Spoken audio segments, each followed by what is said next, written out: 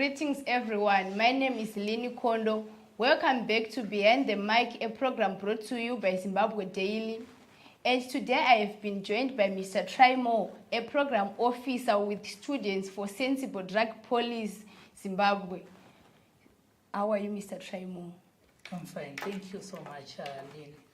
Please introduce yourself to our audiences. Thank you so much, Lynn. Thank you to our viewers. As Lynn has articulated, my name is Trimo Chigwanda. I'm the Programs Officer with Students for Sensible Drug Policy Zimbabwe, a peer-led initiative that is working towards ending the war on drugs. We understand that drug use is a human rights issue and not a criminal issue, and we work towards empowering people to ensure that they claim their rights. Thank you so much for this opportunity to be part of your program. Okay, thank you once again for coming to our studio. So please tell us, how do you work with tertiary students in terms of drug use? Thank you so much. Students for Sensible Drug Policy is working on three broad pillars. Our work is aimed on three broad pillars, which are drug policy reform, harm reduction, and prevention of HIV and other opportunistic infections. So currently, we are implementing a program dubbed My Health, My Freedom, where we are working with students from 4 tertiary institutions in Harare who are using drugs. We have found a gap. We have discovered that all the programming that is done in the country, they say no to drugs. No one is quite interested to understand people who use and inject drugs, and we felt that there is need to fill in that gap, and that's where we are working. Okay, can you explain one or two pillars that you are working on? Thank you so much. I would like to say these pillars, as I have already alluded to, drug policy reform, harm reduction, and treatment. Harm reduction and treatment can be achieved when drug policy reform is achieved. So what I basically mean is that the current policy framework as it stands is not conducive to supporting people who use and inject drugs. If it's more of punishing people who use and inject drugs. So if you are punishing someone, surely there are consequences. If I feel like someone is punishing me, I have to hide out, or I have to do whatever I'm doing. I don't come out to the open. So this I agree with you on that. Yes, and this will create problems, especially to health-seeking behavior by people who use and inject drugs. You would understand that our regulatory framework, I mean the Dangerous Drugs Act, Chapter 15.2, as it stands now, it criminalizes people who use drugs. So, Lynn, if you are to be found in possession, in use, in distribution of drugs in Zimbabwe, especially illicit, so-called illicit drugs, marijuana, methamphetamine, right? Sodium polychloride, you name them, benzine, diazepam, you name them. The names are quite difficult to pronounce. As you can see, I am quite struggling because I am not a medical person. But those drugs are criminalized. If you are found in possession of them, obviously the police will track you down, incarcerate you. No one will ever want to know why you have taken drugs. Why have you decided to take that path? So we feel like there is a gap that needs to support those who are using drugs. Of course, we should support. We shouldn't be seen punishing people, because obviously taking drugs, sometimes people start taking drugs voluntarily, right? Yes. At a later stage, you then discover that my drug use has now become problematic. Maybe I'm now addicted to drugs. Take cocaine for instance. You might start it as recreational, right? When you start taking cocaine as recreational, it's fun and all joy. But cocaine is highly addictive. And when it's addictive, you would have a dependence on it. So when you have a dependence on cocaine, what it means is now you need to be supported by the healthcare services, which in the current scheme of things, I would say they won't support you necessarily because they might be afraid to be prosecuted. Like, why couldn't you bring this person? Because at law is a criminal. So I feel like that's where the challenge is. Obviously, supporting people who use drugs is quite difficult. You know, they hide out. They usually don't want to be found in open spaces because they know the repercussions of They fear the law. yeah, they fear the law. So if they fear the law, what does it mean to someone who is injecting? It means if I'm to get an abs, I have an abs, right? Probably I might get infection, right? Yes. And it will cause challenges. Some people might end up being disabled, right? Due to issues that could have been avoided, right? And we supported them in the right. So I feel like the challenge with drug use is a policy issue. What we propose as students for sensible drug policy is quite simple. We should decriminalize drug use and underline decriminalize. When I say we should decriminalize drug use, I'm not saying we should legalize it. I think I'm not a legal expert, but legal experts would know that there is a difference between decriminalization and then legalization of drug use. So how do you mean by decriminalizing drug use? Okay, when we're talking of decriminalization of drug use, we are saying instead of us putting a justice hand on you, like instead of us arresting you, instead of us prosecuting you, we ought to make sure that if you are using drugs and you are not violent, right, you have not beaten anyone, you have not killed anyone, you have not robbed anyone, you have just used drugs. I think, And maintaining your good behavior. yeah, I think if that is the case and you have a challenge, you ought to have in listening. The least you can is a listening ear. People who would understand you, right? People who would support you. Let's say you have been addicted. We have challenges of people being addicted, right? If you are addicted by drugs, for you to seek support, right, there ought to be a supporting environment. It shouldn't be that if you are using drugs, then you are a thief, thrown away, an outlaw. You know, those moral tags that tend to be associated with the people who use drugs. You know, people say, a phone has been stolen, and the next person they are looking at is someone who is just drunk, has never done anyone wrong, is just drunk.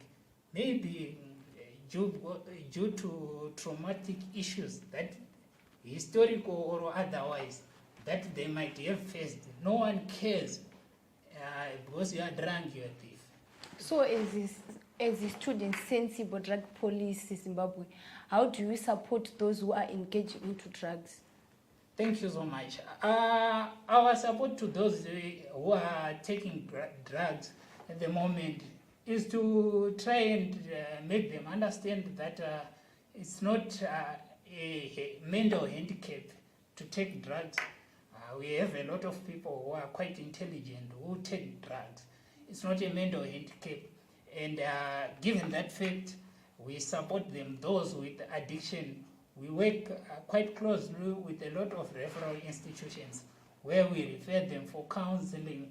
As you would know, counselors are people who are non-judgmental.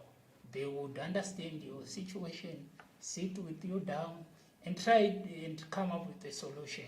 So we believe that that's a progressive way to go. And by the way, Zimbabwe has the National Drug Master Plan, which was launched in 2020, supposed to end, that's the policy framework as it speaks, as it stands, right?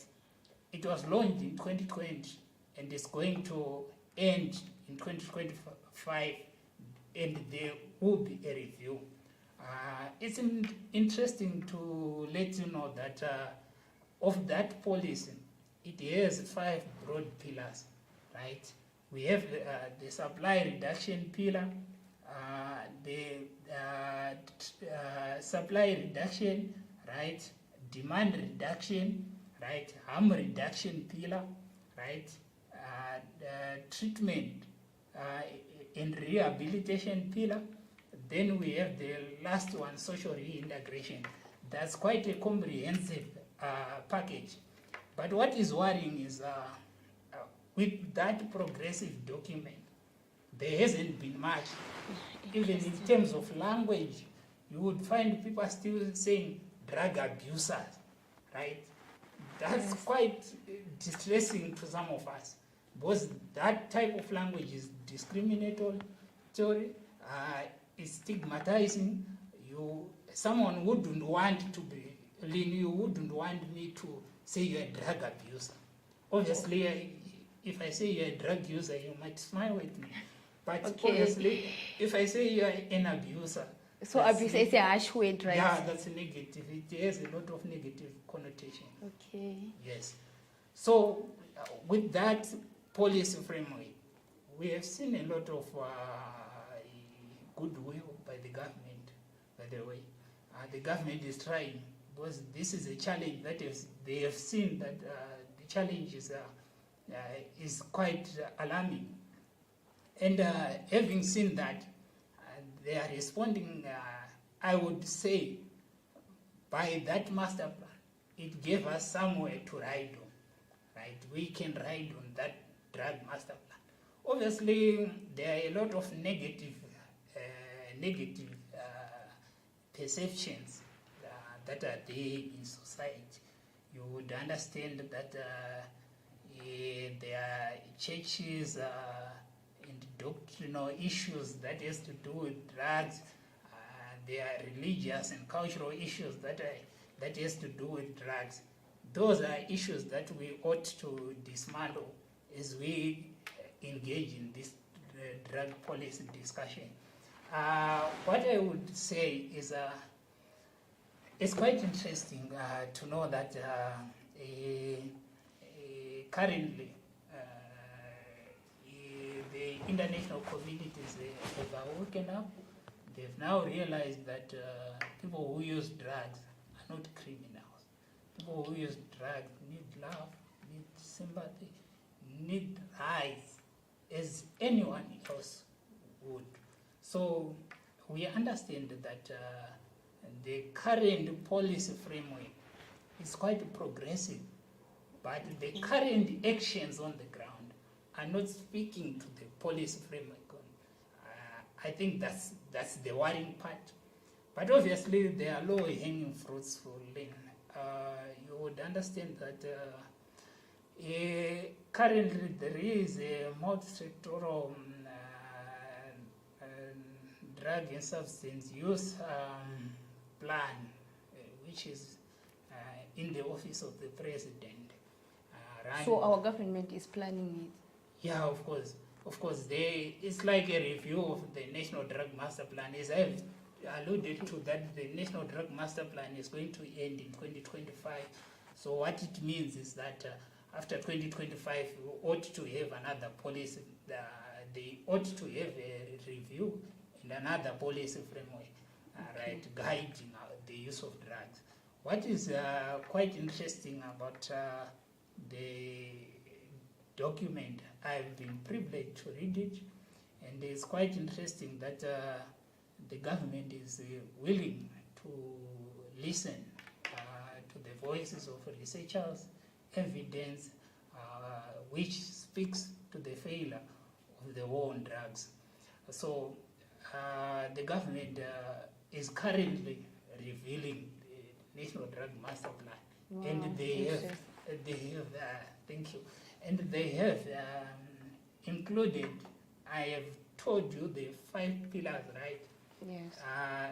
It could possibly be 7 in 2025 going forward.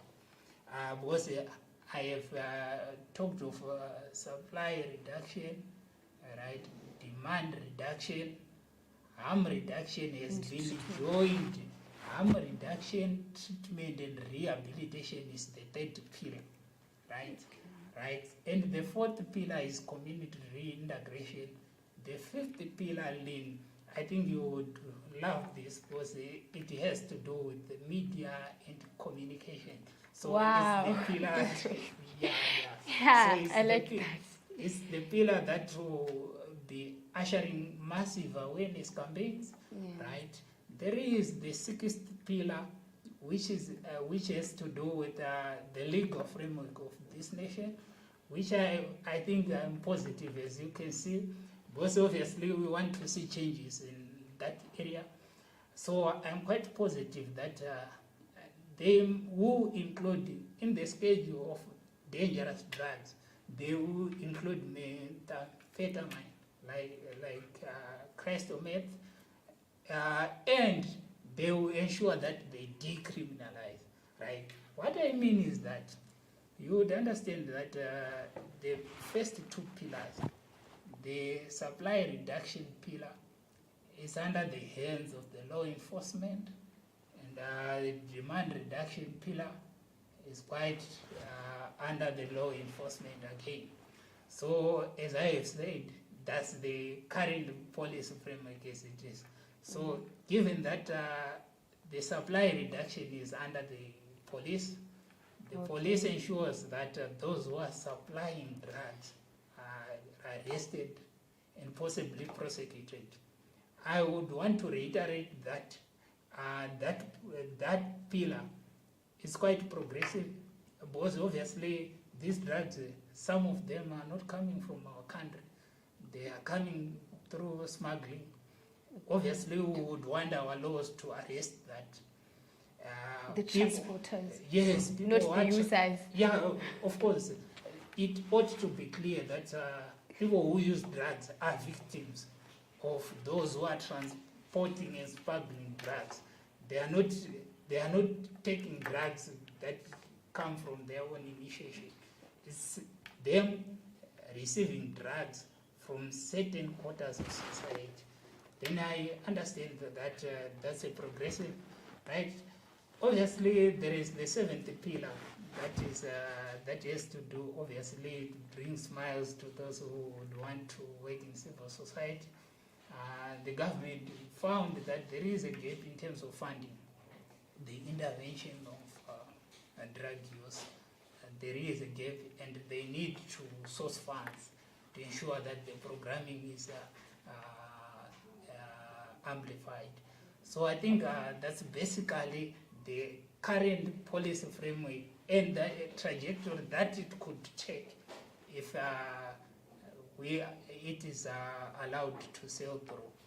Okay, thank you, Mr. Chaimo, for giving us justice on our topic of drug use. So, what are your last words to our audiences who are using drugs and those who are addicted? Thank you so much. Those who are using drugs, they ought to understand that It's not a handicap, mental handicap to use drugs.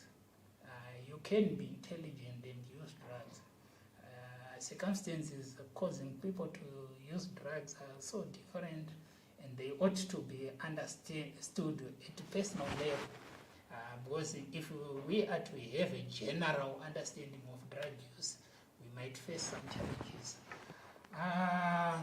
To the community viewing, I would say support people who use drugs, don't punish them.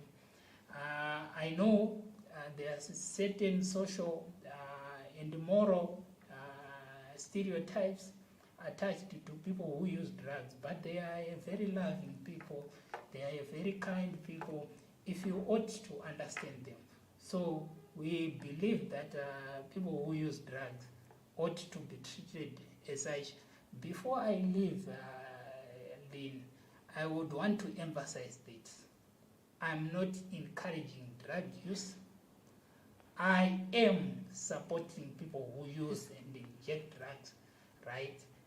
Those who have not started using drugs, I would encourage you to seek counseling, to seek, whenever you have challenges, try and seek services before resorting to drugs. Yes, thank you so much. Okay, thank you, Mr. Traimo. As you heard from the program officer of Students Sensible Drug Policy Zimbabwe, he says we must support those who are using drugs and not punish them. Yes. So, thank you for listening and watching. Please don't forget to subscribe our YouTube page, Zimbabwe Daily Online TV, and follow us on Twitter, Facebook, on Zim Daily. Till we meet again next time. It's bye-bye for now.